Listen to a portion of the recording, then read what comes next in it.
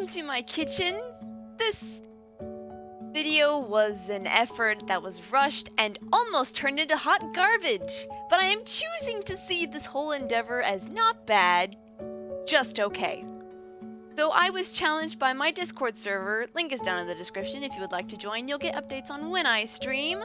I was challenged to draw a piece digitally, then print out 2 copies of that same piece. On one copy I would watercolor, and on the other I'd color with crayons, then see how well I could embroider the same piece.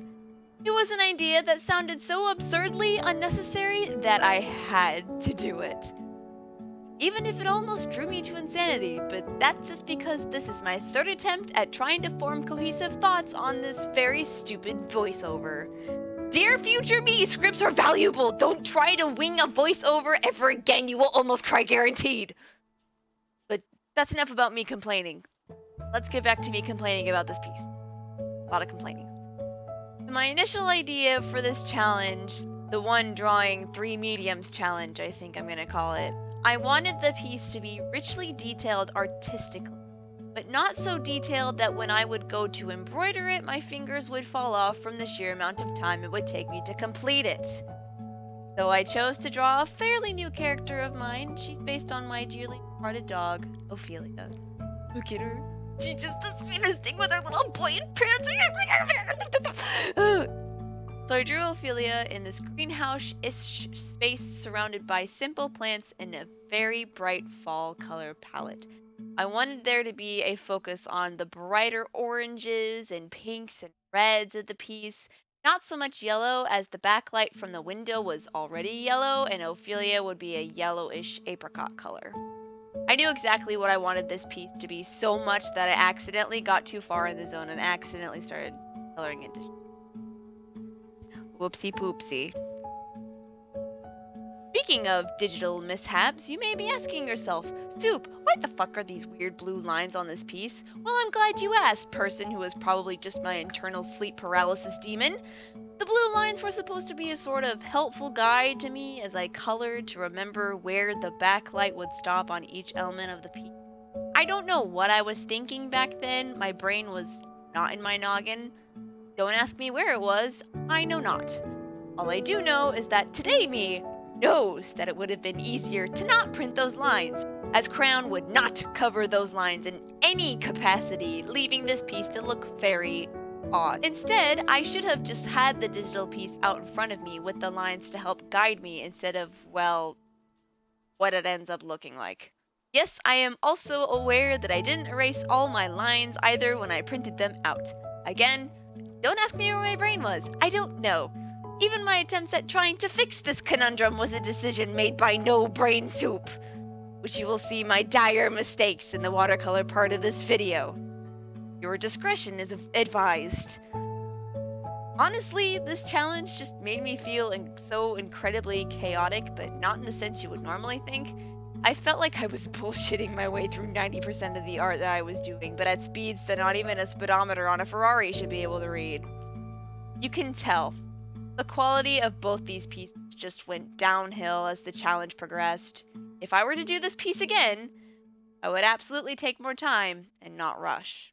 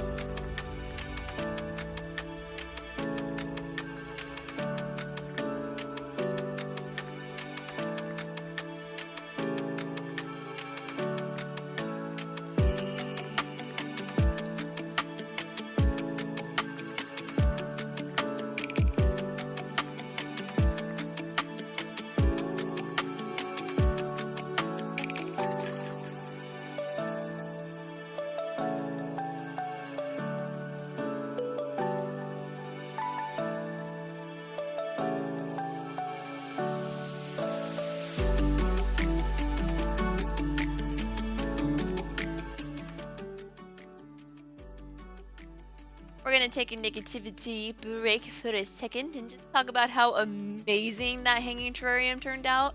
Honestly, the coloring job I did, my brain cells flooded in for that singular moment only to disappear when the terrarium was completed.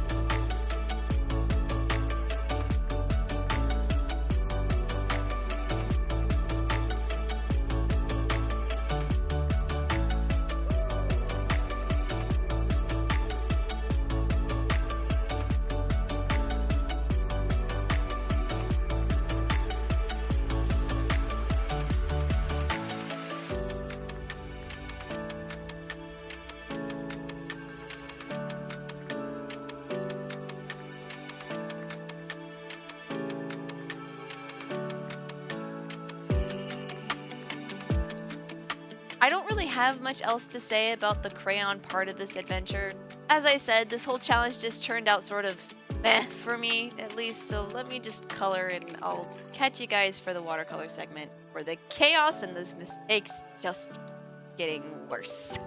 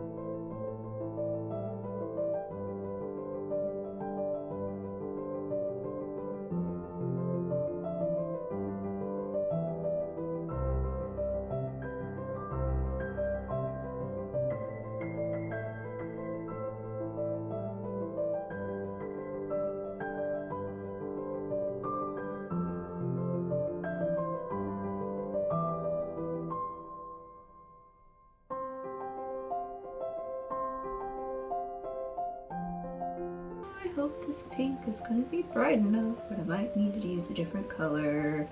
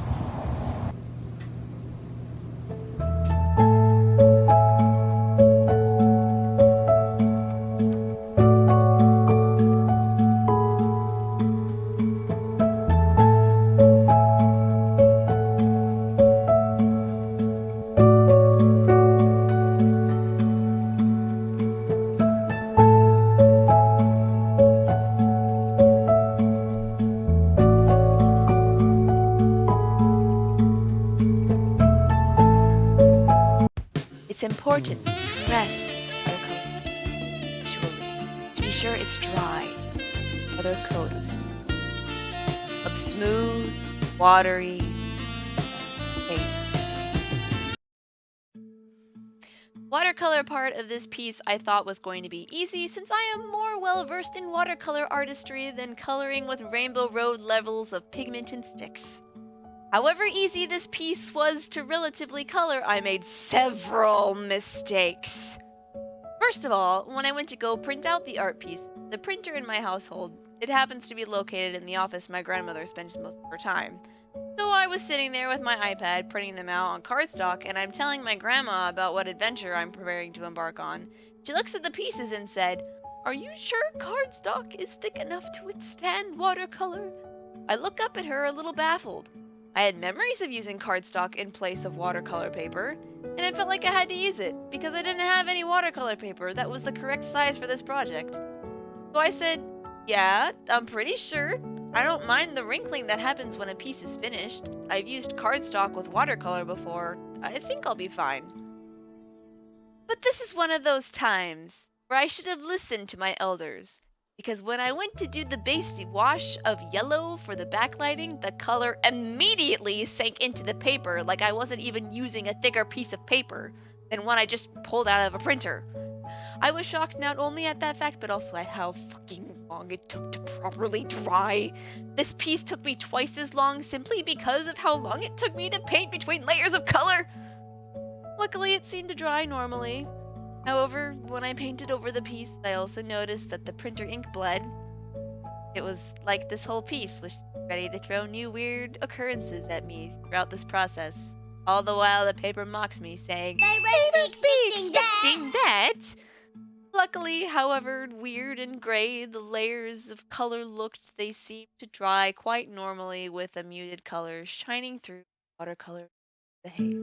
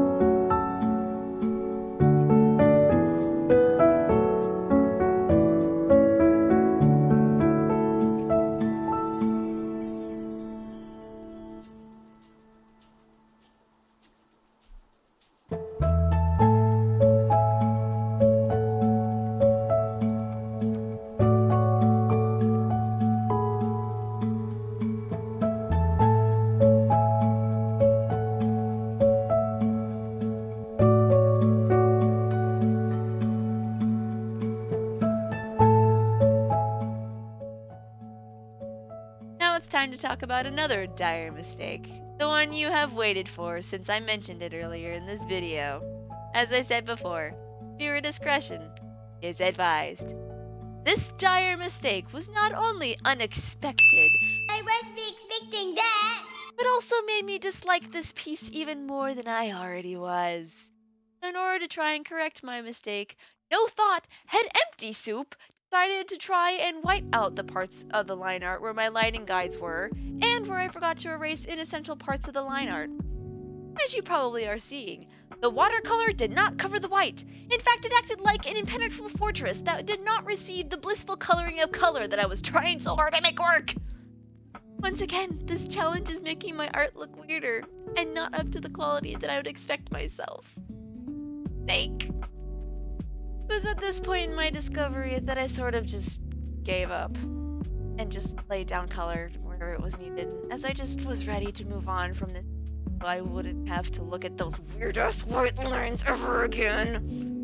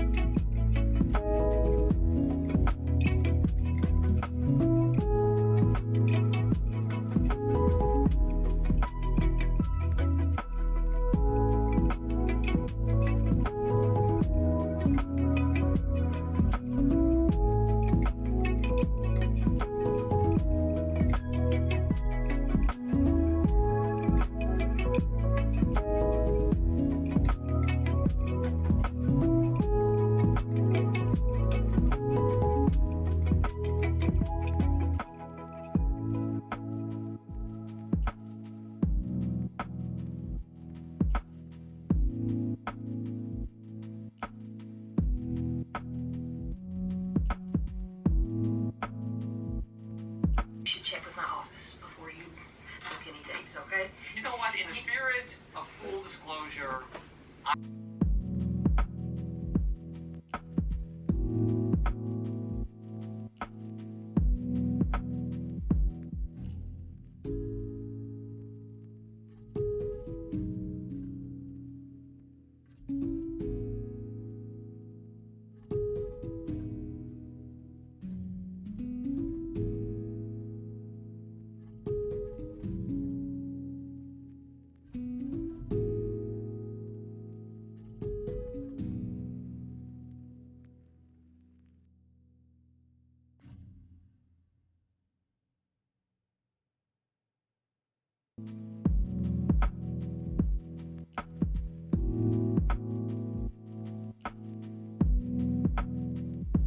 Also, took a break from watercoloring to practice my very technique. nice.